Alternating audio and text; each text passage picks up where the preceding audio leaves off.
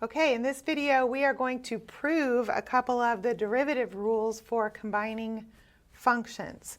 So we have two of them here. One of them is the constant multiple rule. So if I have a constant times a function, talked about that is the constant times the derivative of the function. So we're going to prove why that's true. And then over here we've got product rule. So we're going to also prove why that's true. And the whole point of this is to understand that these are not just made up rearrangements of stuff, but this is what happens when you apply the definition of the derivative to whatever it is that you have that you're trying to find the derivative of. Okay, so this first one is actually fairly short. I'm going to label where my proof starts here though. And I'm going to just, so that I can have a function that I'm going to talk about, I'm going to say, let's let this function y equals k times some function f of x. All right, and then I want to think about what that derivative is. So the derivative with respect to x of that y, so dy dx. So I'm writing essentially what this would be, d dx of whatever y is equal to, and I'm just going to write down the definition here. So maybe pause the video and see if you can write it down for yourself and then check to see if you're right.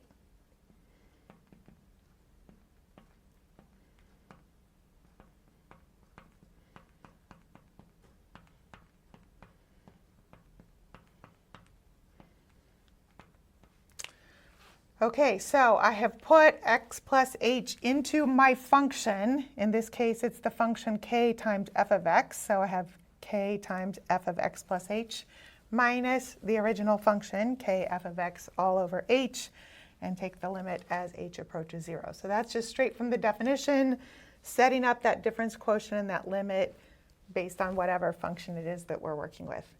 Okay, and just like when we went through deriving all the shortcut derivative rules, after that it's really just a matter of sort of manipulating the algebra and see what happens when it falls out. All right, so I might notice here that I have a k that I can factor out, and I'm going to kind of do two steps in one here. I'm going to factor the k out of the numerator, and then I'm going to pull that k outside of the limit. That actually comes from a limit theorem about constants times limits.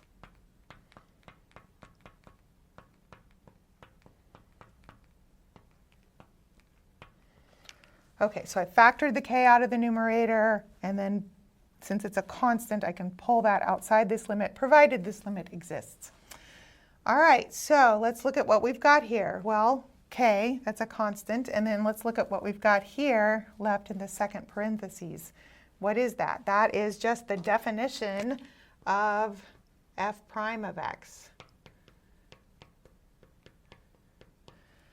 Okay, so at that point, just recognizing that what I'm left with when I factor out that k is really f prime of x, provided this limit exists.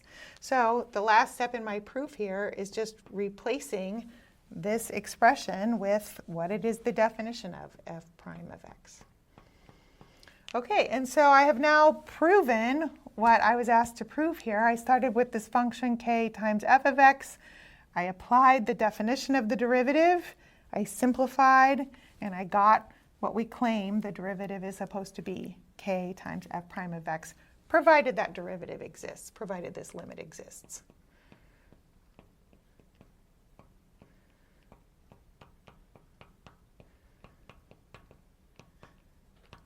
Okay, we'll have that same little comment over here, but I may not have space to write that, so I'll just say it when we do this one. Okay, so over here, we are going to work on proving product rule. So just so it doesn't run into my other work over here, I'm going to draw that line, and we'll just jump in. All right, so we're going to start the same way. We're going to let y equal whatever function it is that we want to find the derivative of.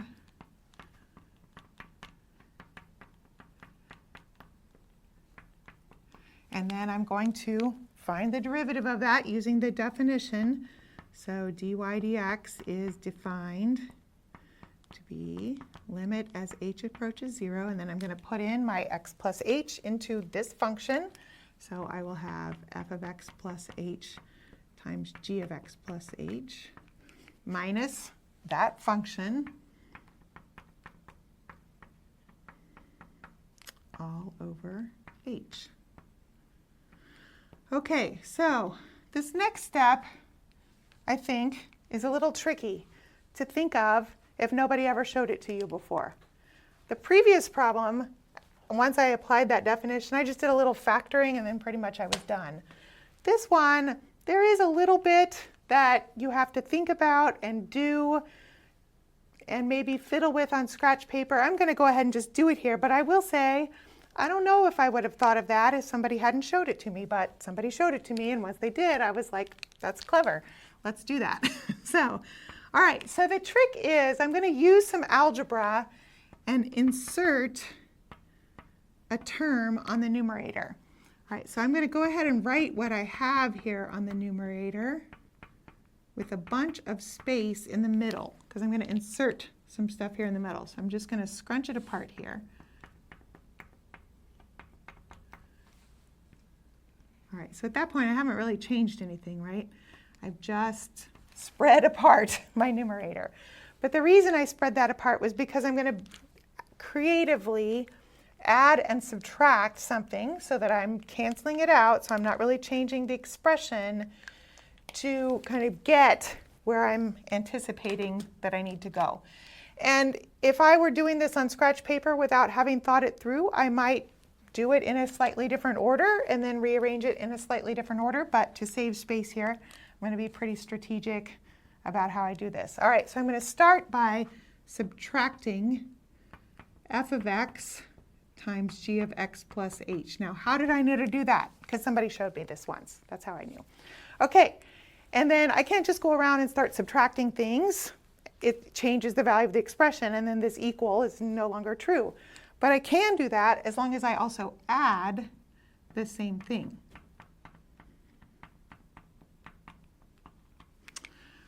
Okay, so I added and subtracted the same thing, so I haven't changed the value of the expression. It looks like a big old mess.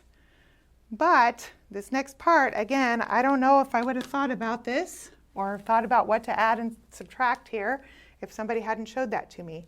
If I separate this out a little, and I'm going to kind of combine some steps so that I have enough space to write this here. I'm going to separate this into two fractions, both with a denominator of h. And in the first fraction, I'm going to take these first two terms on the numerator. I'm going to notice in that I have a common g of x plus h that I can factor out. So I'm going to have limit as h approaches 0 of f of x plus h. I'm going to factor out the g of x plus h and put it at the back end times f of x. And I've factored out the g of x plus h there. And that's all going to be over h. Right? So that comes from these first two terms here. And then plus, and then I'm going to do the same thing with these last two terms. What I'm going to factor out on these last two terms, though, is the f of x. And I'll pull that in front. Again, why did I pull that in front? Because I know where I'm headed and I'm trying to save space here. It wouldn't necessarily be the way I would write it if I hadn't thought through this before I started writing on this board. Okay, so I just separated it into two separate fractions, both with a common denominator of h, two separate limits, and as I did that, I factored out what was common in a kind of strategic place. Okay, and then sort of like I did over here, I combined two steps here where I factored out the k from the numerator and then pulled that k out of the limit. I can do the same thing here with some of this. I do want to be careful. Any place I have an h, notice there are a lot of letters here, but h is what's approaching 0. So any place there's an h, I need to be careful to have the limit as h approaches 0 in front of that. So I'm going to do a little bit more regrouping here. So I'll have limit as h approaches 0 of this first part here, f of x plus h minus f of x all over h. And then all of that is going to be times limit as h approaches 0 of just g of x plus h. I don't need that over h because remember when you multiply fractions, you just multiply straight across. So times limit as h approaches 0 of g of x plus h. All right, so all I did was pull apart these factors into two separate things, sort of like I did when I pulled that k all the way out over here. It's just that it's not just a constant here. I've got something else. All right, and then same thing over here, but when I pull apart the f of x, notice that there's no h in that. So I actually can just have a factor that's just f of x all by itself, sort of like I did with the k over here. Since I'm taking limit as h approaches 0 and there aren't any h's here, that's being treated as a constant in this step of finding limits. And then times the limit as h approaches 0 of all this stuff that's left here. G of x plus h minus g of x all over h. Whew. Okay, so that kind of looks like a big mess until we realize what it is we have left. Okay, so just like on this last problem, at some point what I was left with was just the definition of a derivative. And that's what I have here. This is the definition of f prime of x. That's not definition of a derivative. That's not, but this is the definition of g prime of x. Right, so that's that definition of the derivative that we have recognized. So just like I did on this last problem, I can replace that with what it's defined to be. So I can, my next step here, I'll be able to replace this with f prime of x and replace this with g prime of x. If we kind of keep our eye on the prize here and think about where it is we are headed, you can see that I've essentially got most of the parts here. The part I need to think a little bit about perhaps is this part right here. Okay, so in thinking about that, again, there's several variables here, but if I let h approach 0, g of x plus h should approach g of x, provided g is continuous. All right, so g is going to have to be continuous, though, if I think about this as being g prime of x, right? If that derivative exists, I know that g of x is going to have to have been continuous. We talked about that theorem in some earlier videos. All right, so this will approach, as h approaches 0, this part in here will approach x, and this will just approach g of x.